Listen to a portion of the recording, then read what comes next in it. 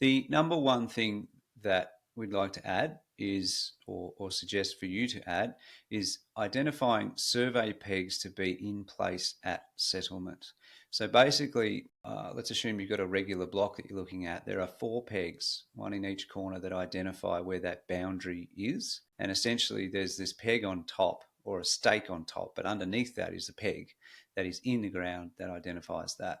Quite often, through someone building next door or whatever, they get dug up or they go missing or whatever. So you need to make sure that when you sign a land contract, your conveyancer puts in a clause that says that all the pegs are present at the time of settlement. And in the event that they are not, then what you can do is the vendor, could be developer, whatever, the landowner, whatever, they can they would have to pay for what's called a re-establishment survey. That ranges from, I don't know, $800 to $1,200 roughly, Yep. depending on your builder.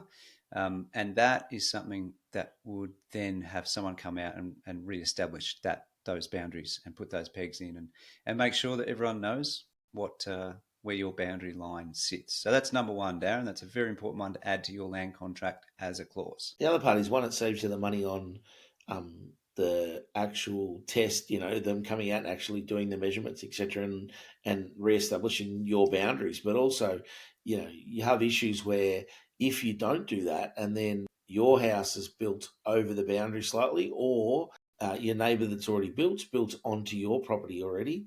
They're the big ones. Like the cost of the re-establishment survey is cheap. If you build on the neighbour's property, because you didn't do it and you tried to skimp out of that, and your builder might have said, just sign a disclaimer and it'll be all on you. Well, you don't want that all on you. You want to make No. sure it's right. So, And that's the reason too. It saves a bit of time when the builder goes out, takes your job file, and they go out and they realise, oh, we don't have all the boundary pegs, so it can delay your process as well. So that's number yeah, one.